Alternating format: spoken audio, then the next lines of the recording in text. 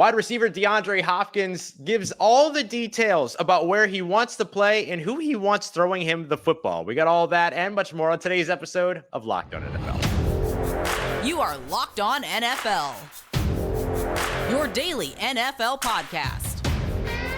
Part of the Locked On Podcast Network, your team every day.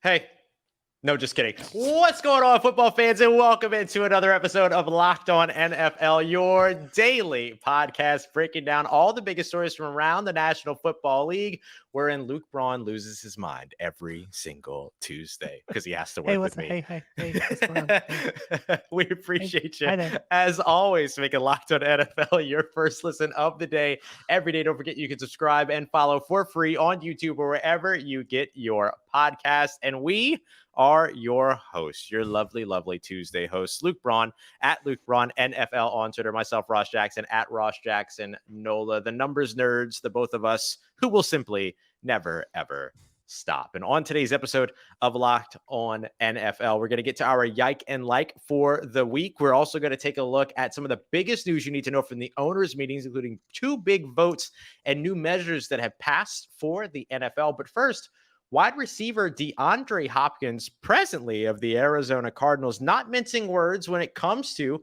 what he wants in an organization, and even going so far, Luke, as to name the 5 quarterbacks that he would love to have throwing him the ball, and Kyler Murray's not on the list, my friend.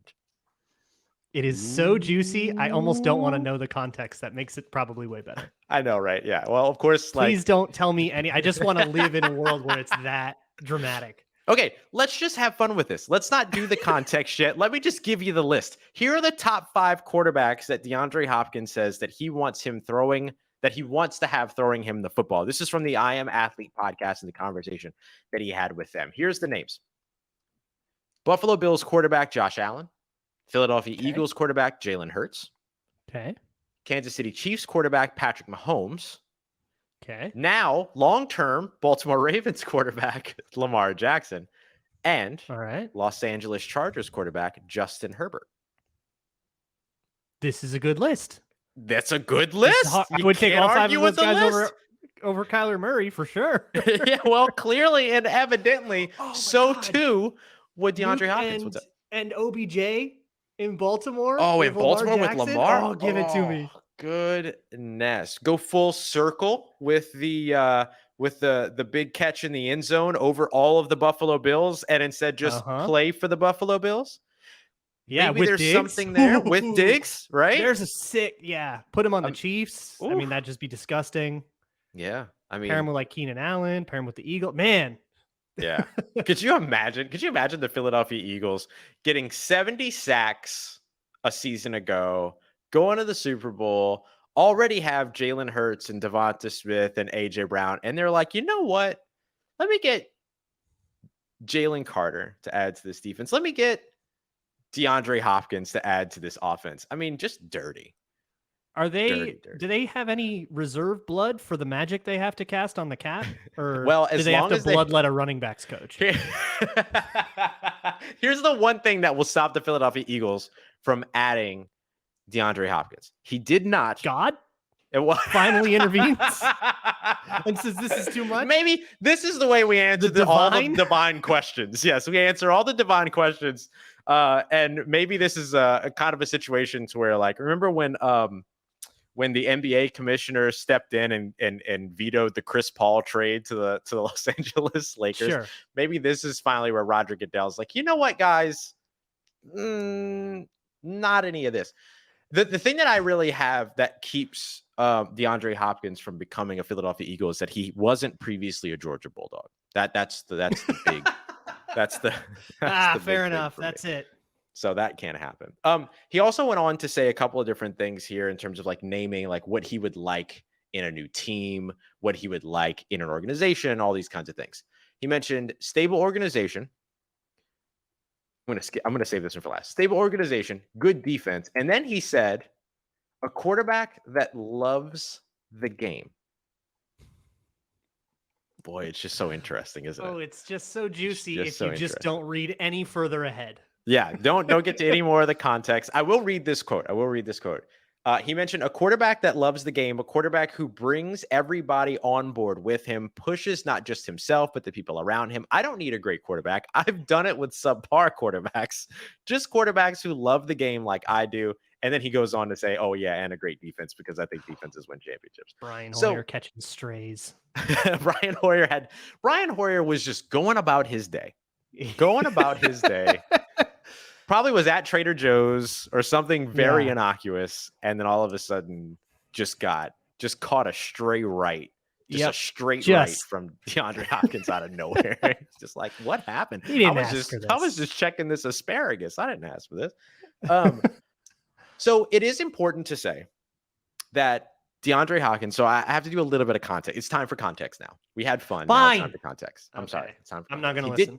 He did go on to say that Kyler Murray does love the game. Lucas, take it off his headphones. For those of you that are listening, he's taking off his headphones. He's not hearing any of this. It's just you and I. And so I'm going to tell you all of Luke's secrets starting right now. First of which, no, I'm just kidding. Oh, hey, Luke, you're back. So are you done saying the mature context that I don't want to know? I pivoted and told all your deepest, darkest secrets instead while you were away. So, okay. He did say that Kyler Murray does love the game of football, but that Kyler Murray is injured. So I assume that's also why he's not on the top 5 list. But also, like, I'm not afraid to say this. Okay. He's also not on the top 5 list because he's not as good as the guys in the top 5 that he named. He shouldn't be on the top 5 list if it were objective, but it also shouldn't be objective. Right. But whatever. He's good excuse. All right. Now he's hurt. He doesn't count. It's fine. Yeah. Different conversation. Don't ask me. Yeah. Ask me when he's back on the field. And then he just starts being like, no, I'm really focused on the game. I can't do any of these podcast appearances. I'm done. Exactly. I can't do any of this. But look, I mean, if you're going to be a wide receiver, and I think that where DeAndre Hopkins is in his career, it's pretty clear what he wants, right? What it is that he's looking for in terms of if he were to move on and where he wants to go. And you look at the 5 quarterbacks that he named, you look at the things that he mentioned, stable organization, which he has not been a part of at any point in his career. That version of the Texans, this version of the Arizona Cardinals. Stable is not a word I would use for either one. He mentioned the quarterback thing. He mentions a great defense. He wants a ring. He wants a championship. And good for him. Good for him. Yeah, no. I think that those are all totally fair asks. If you we can joke all we want, but it's all fair if you just want, if you understand where he's been in these super broken Texans organization, super broken Cardinals organization, right? And it's just I just want to be somewhere that's serious, because he's been in a circus after circus after circus, and he's such a good player. I mean, maybe it's just a Texans thing, but it reminds me a lot of Andre Johnson, who just toiled on this otherwise completely fruitless team. And then by the time he was able to go seek his own fortunes, he was too old to really make good on it. I hope that is not where DeAndre Hopkins is. I mean, DeAndre Hopkins is 33 now, so we're getting there. But yeah, I hope he can find that.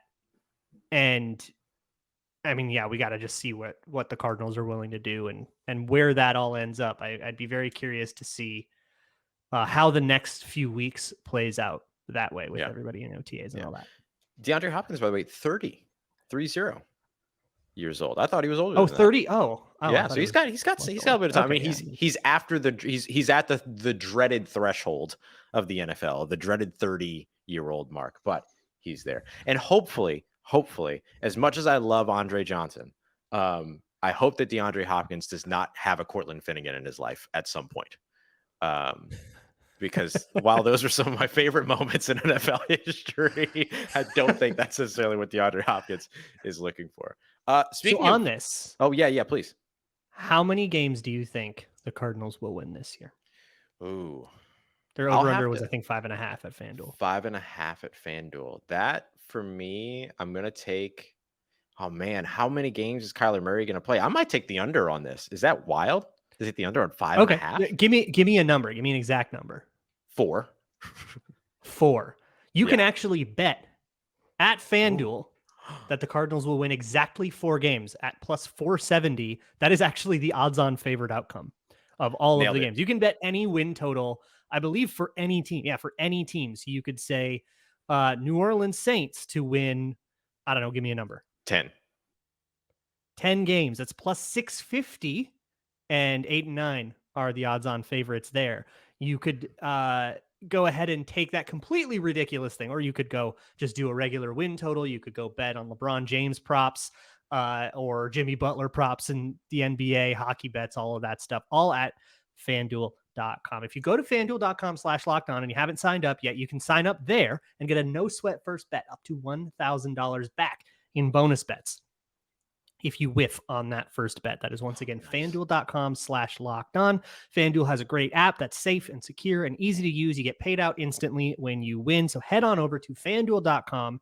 And if you haven't signed up, FanDuel.com/lockedon to get that no sweat first bet up to $1,000 back in bonus bets. Once again, that is FanDuel.com/lockedon. Make every moment more. All right, everybody, we're continuing on with today's episode of Locked On NFL. Thanks as always, making us your first listen of the day every day. Don't forget to come back tomorrow. Tony and James going to have you all taken care of with all the biggest stories around the NFL. I wonder if James and Tony feel slighted that Trevor Lawrence and Joe Burrow were not on DeAndre Hopkins' lists. They did rank their top 10 quarterbacks just about a week ago, and they did have Trevor Lawrence was in the top 5 for Tony. I wonder why. Hey, yeah, it's easy to forget a Jaguar, but Trevor Lawrence can play. Hey, we don't talk bad about Calvin Ridley. Calvin Ridley, FanDuel's #1 customer. Please do not listen to the FanDuel part, Calvin Ridley. Yes, turn this off, Calvin. Please stop. Or if you were a Detroit Lion. Yes. Oh, goodness. Or whatever. Like, this is the other thing, too. And okay, we'll roll into some NFL news, I guess. There's a couple of different things to watch here. The NFL did say today that they are looking at and investigating more, like a kind of a second round of those betting things, those betting issues. So I wonder if that's more Detroit Lions. Or I wonder. I feel like the Lions that got caught, that are going to get caught, got caught. You know, got caught. I have right? to like think that's someone else. Yeah, it's got to be another team. Sweat about your favorite team, everyone. That's it. Hope it's not an important player. Great way to start the season. If you are an NFL player listening to the Locked On NFL podcast, stop gambling. Stop it. If you are not an NFL player, start gambling by going over to FanDuel.com/lockedon. The next thing that we wanted to dive into today were, of course, the annual meetings. So the second portion of the annual meetings is taking place over the course of this week. And the owners got together and they voted on stuff. And there's a couple of measures that have passed. One of them is tabled to today, which is going to be the vote for, like in college football, if you fair catch a kickoff, it advances to the 25-yard line. No matter where you catch it, you catch it in the end zone, you can catch it at the 5-yard line, whatever. It advances to the 25-yard line. This is unanimously hated by all special teams coaches around the NFL. I'm not like making that up. Like it is genuinely. There is like backlash in that discussion, which makes me feel like it's not that likely to pass, but who knows? Yeah, we'll see. But there was also a lot of backlash in another discussion. We'll get to that discussion here in a little bit, and that one did pass. But I want to start with the 3-quarterback rule. So, Luke, this is a rule now that basically allows every NFL team to carry a third quarterback on their game day roster without counting towards the 46-man game day roster. So every team carries a 53-man roster. Quarterbacks would still, that third quarterback would still count against that total. But every team then usually goes in with 6 or whatever, 7 inactives every game, and then only has 46 active players for each game. So there is now an option for that third quarterback to count as the 47th player. This is basically like the Brock Purdy rule at this point, based upon last year's NFC Championship game. Yeah. Big news because it allows some of these quarterbacks to maybe make a roster on teams that would usually only carry 2 otherwise. Yeah, I think the trend of the hour was 2 quarterbacks, and it might turn. It's another reason to keep a third if you've got a guy you feel good about there. Like maybe somebody, a bunch of teams drafted somebody in the 5th round, like Jake Haener for your team, Darren Hall for mine, like Sean Clifford on the Packers, that kind of thing. If those guys, play well enough to make the team, of course. Yeah.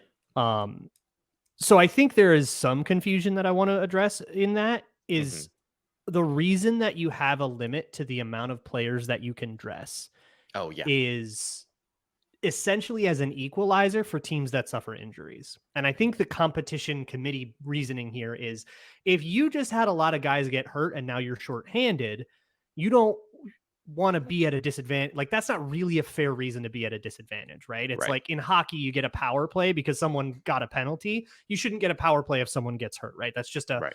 a passive factor of the game that sucks and you got to deal with it. You don't get a replacement guy, but you can have 7 players get injured and still have the same like number of warm bodies available to you on game day. Versus if the healthy team could dress all 53, they would have an advantage over a team that couldn't necessarily dress those guys because of injury, and that's not like really their fault. Right. So that's why. So I've seen a lot of people say, well, why don't you just make it a 47th man that can dress? And that is the reason that it would be like just a quarterback, because quarterback is so important. And there is nothing in other sports like quarterback, you know, there's, it's the most important position to its sport in any sport. So I get that. The thing is, this 47th man can't go in just cause. Yes, exactly. It has to be a third string quarterback that only goes in if the first 2 get hurt.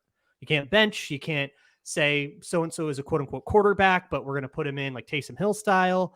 Can't do any of that stuff. He has to be an emergency quarterback and an emergency quarterback only, which means this isn't going to change too much. A lot of teams, I think, were still comfortable only ever having 2 on the roster. And I guess it's just a matter of, hey, if you're in a Brock Purdy situation and, you know, maybe there's just one more thing, because it would suck to have, 2 quarterbacks go down and now you got to do some emergency crap for the rest of the game.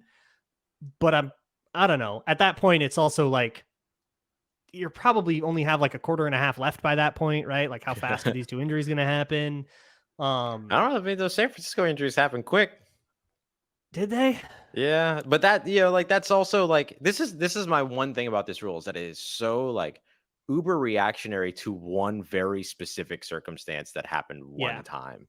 You know what I mean? Right. And I'm glad it's hedged enough where it's not going to make too many waves. I think the biggest impact that this has is that if you are a third string quarterback, your odds just went up a little of making the 53. But you still have to decide to roster that guy instead of somebody who might be good on special teams, an extra cornerback, an extra defensive tackle, another rotational player. Like we get down to it. And when we're doing our 53-man roster cut down projections and all that stuff, there's always that kind of 3, 4, 5 guys at the end when you can only keep 2 of them and you're going, man, this is really hard. I got to cut someone.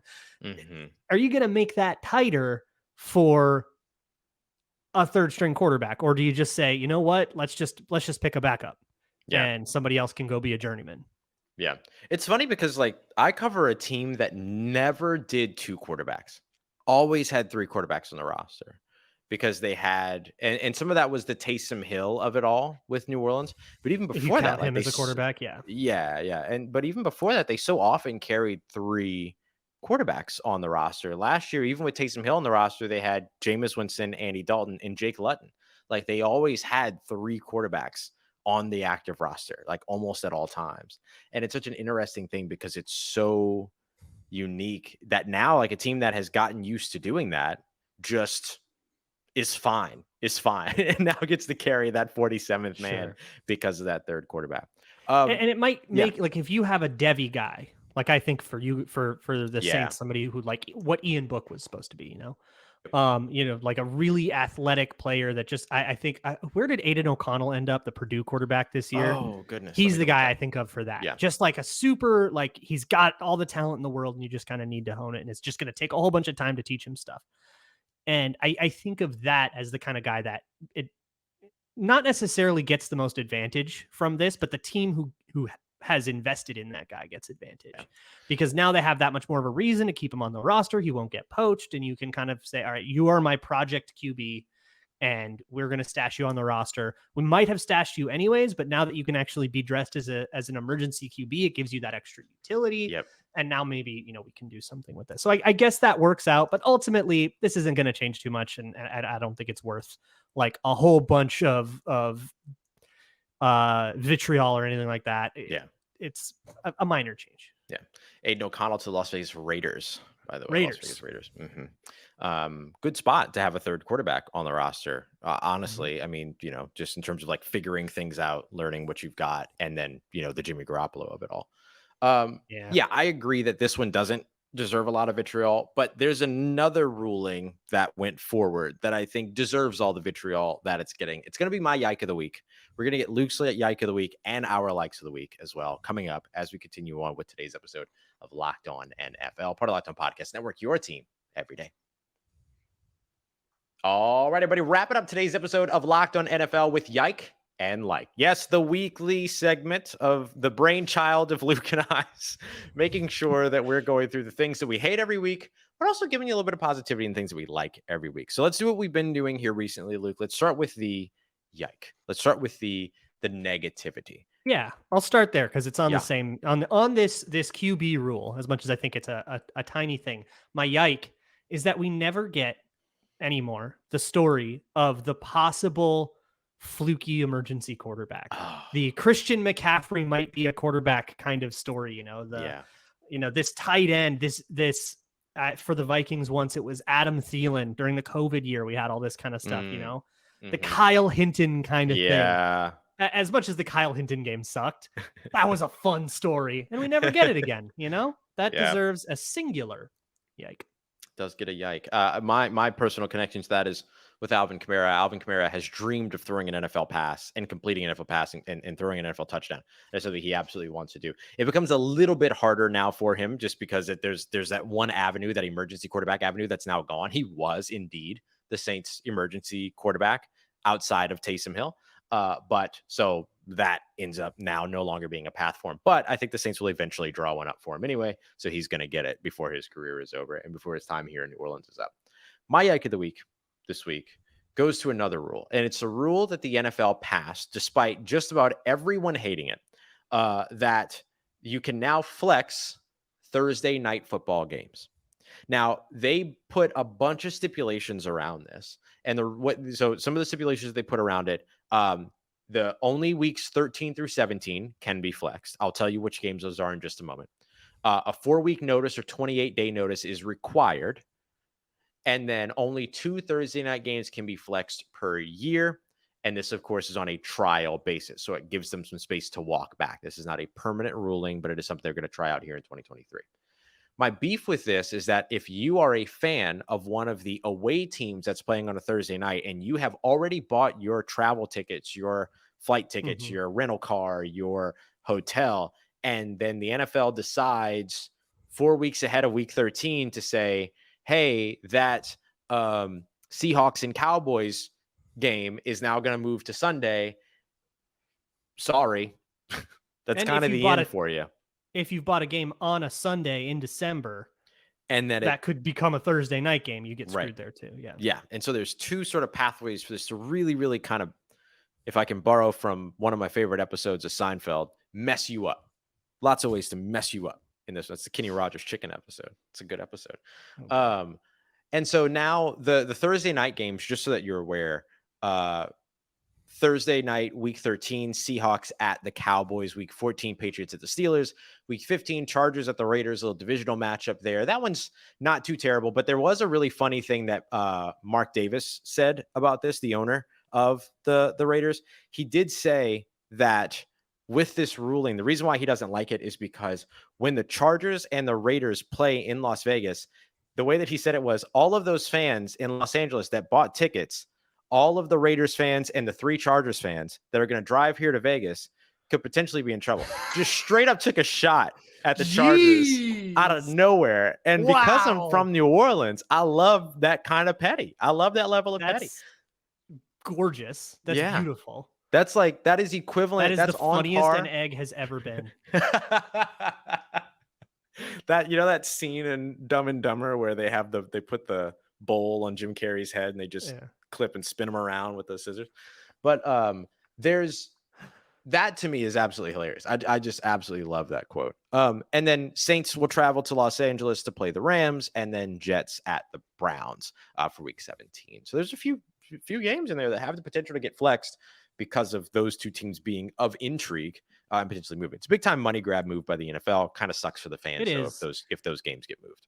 it sucks for those traveling fans. It might be nice for more casual fans that just want to sit down and watch Thursday night football. Hopefully the idea is that you get a stinker out of the limelight. Cause I mean, Thursday night football is famous for having such True. poor games, but I don't think that, oops, we had the wrong matchup is the problem there. I think the existence of Thursday night football just innately has, you're on a short week. There's injury reasons why it gets weird, rest reasons why it gets weird. And it's just never going to be as good of a product, but football is invincible. People are going to watch it no matter what.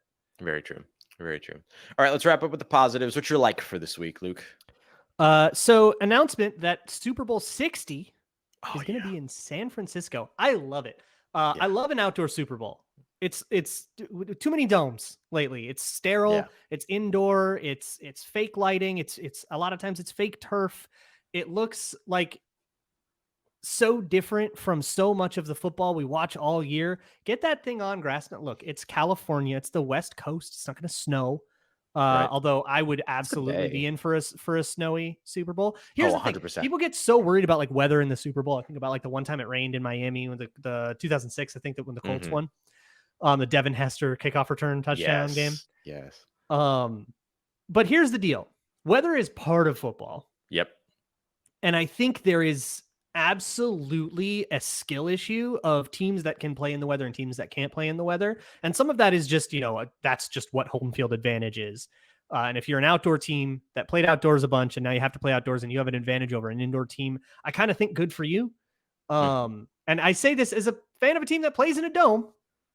I think that is just something that disadvantages my team and I don't really like it. Love US Bank Stadium, but being an indoor team kind of stinks. But I think it's also, look, again, it's California. You're not exactly going to get like a monsoon. It might rain a little bit. Yeah. And I think outdoor football on grass, I love the aesthetic of that. Something about it feels a little bit more intimate, the fresh air, something feels a little bit more football-y than, let's go get into a nice sterile dome and, everybody put on your suit and ties and let's like watch a game. And the Super Bowl feels so distant sometimes. I don't know. I like how you've made outdoor Super Bowls sound like raves, and then you've made indoor Super Bowls sound like proms. But like, wow, that's perfect. Yes, that is absolutely what I'm getting at. Yes, nailed it. Got it. Stop having proms, NFL. Start having raves. Let's start having raves. I love it. No, I agree. I'm very excited. I'm very excited for that Super Bowl and for that to be outside. The other thing that I think benefits from it, and this is just speaking from a little bit of experience, less impact for potential power outages when an entire dome might go a little dark. Levi Stadium's a good place too. That's a good venue. Yeah, it's awesome. All right. My like for the week is close to home, literally. Foster Moreau, the now New Orleans Saints tight end, formerly of the Las Vegas Raiders. He played college football literally right down the street from where I am right now as we record this, at Jesuit High School, and has now returned to New Orleans, signed a contract with New Orleans Saints. And Luke, in basically about 2 months and a day, or 2 months and a couple of days from the day that he got Hodgkin's lymphoma, or was diagnosed with Hodgkin's lymphoma after a physical here with the New Orleans Saints, we expect to see him on the field today at OTAs. Wow.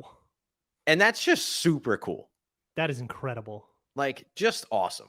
And so I can't wait to see, like, I don't know what his participation level is going to be. I do know that he got cleared on a Tuesday, signed with the Saints on Wednesday, and then Thursday morning he was here in New Orleans, practicing and kind of working out with the receivers and Derek Carr at the Saints facility. So I think he's going to be participating at some level if that's the case. But just such a cool story to know that he went from that to this, to being expected to be out on the field in 2 months. Incredible. Awesome. That is absolutely awesome. I'm rooting for him. Me too. And that is with all biases aside. You just want to see a good guy have good things happen to him. And so far, so cool. So we love people who beat cancer. We can all root against cancer. That's very true. That's very true. Super hot take to wrap this one out. Really going out on a limb with that. Really are. But you know what? We take risks here on the We Tuesday started so episodes of Locked dramatic. On We NFL. started so I know. juicy. I know. We just came right I back to the party line. Yeah. Whoop, whoop. Having a great time. All right, y'all. We appreciate you as always, making Locked On NFL a part of your day and a part of your routine here with us, making it your first listen of the day every day for all you everydayers out there. Tony and James will be back with you tomorrow to help you continue getting your National Football League fix on Wednesdays. We appreciate you as always for checking in with us, for being here. For Luke Braun, you can follow on Twitter at Luke Braun NFL. I am Ross Jackson. You can follow me on Twitter at Ross Jackson NOLA. We appreciate you very much for coming through for another episode of Locked On NFL, part of Locked On Podcast Network, your team every day.